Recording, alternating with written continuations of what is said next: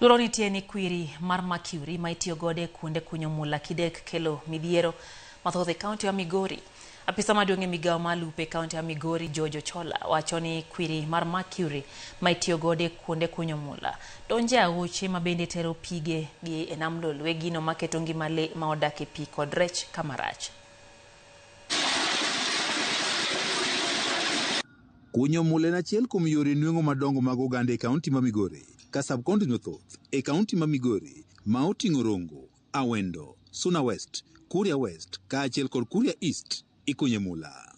Kata bed ni en yor nweng'o mag oganda buore e kaunti ma Migori, komachielo bende osekelo lal kendo pod omedo kelo lal ne oganda kaluwore kod gigo ma itiyo godo e chenro mar luoko mula ma oting'o Mercury mantie kod kwiri marach. Kata mna dhok manyocho tho namba ka jopiny oyuoro to gina gik mitimo atima kuoma iwinjo mana ni gigo nosetiek go ma kata wuon dhiang' nosetiek go madhogo iwachonwa ni oiki ma kato ikgi kato koikgi wato koro wakia iwinjo gin mana gik migare jopiny ok dwa kata noriwe. Development to kaka medo sudo challenges medo bede ma miyo en a question of now coming on board with the different players, environmentalists, scientists, mondo you get we together towards how do we address the eminent problem waneno kadhi biro ni endi. Yo ma iwito kata ipukogo kwiri mar Mercury ka osetigo e luoko mula osebedo ka kelo penj mathoth kaachiel kod kibaji. Ka dhiang' ema nyalo tho e rit machalo kamacha,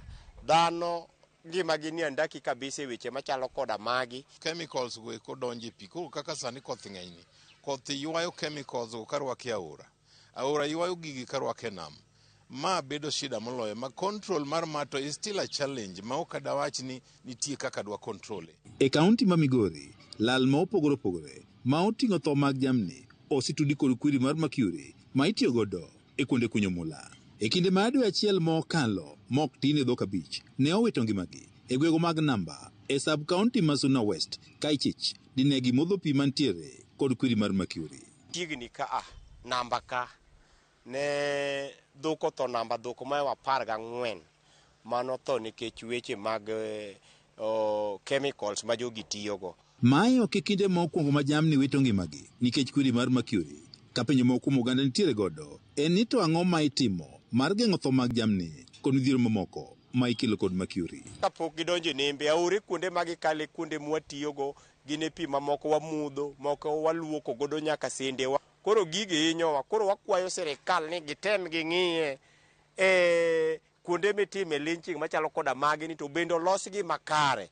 Kech kidhi tibiro yudo mako chiel nyaka udi mochiel nyaka ewi tado malo. Mogum jodak e kaunti ma Migori wacho ni kata kuonde ma iluoke mula ka itiyo kod kwiri mar Mercury sani igero machiegni kod kuonde ma oganda odake kaachiel kod aoche. Ionge sami ikawe pachwa sami gero gigi ni po mani otosechung' to perimeter wall osagik malo ma ibiro fwenyo mna chien ni kare lynching emitimo ka e kuonde ma giwang'e ginene mag mulagi. Koro gigi hinyowa kabisa. Ka opogore kod tho mar jamni kod midhieche mamoko ma oting'o kethruok mag puothe ma ikelo kod kwiri mar Mercury ma itiyo godo e kuonde ma kunyo mula, luoro nitiere ni kwirini dek koro dhi nyaka e nam lolwe kendo kel tho mag rech. Apisa maduong' e migawono mare e kaunti ma Migori, Chola, wach ni kwiri mar Mercury ma itiyo godo e kuonde kunyo mula e kaunti ma Migori chopo nyaka aoche ma bende pigegi olore e nam lolwe. So far it has not affected our fisher folk as such.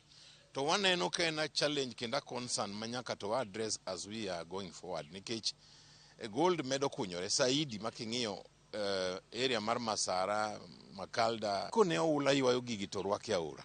Sama gidonje aora gichomo nam. Ma basically biro bedo gi effect moro. To why engage with the scientists ma are concerned with such.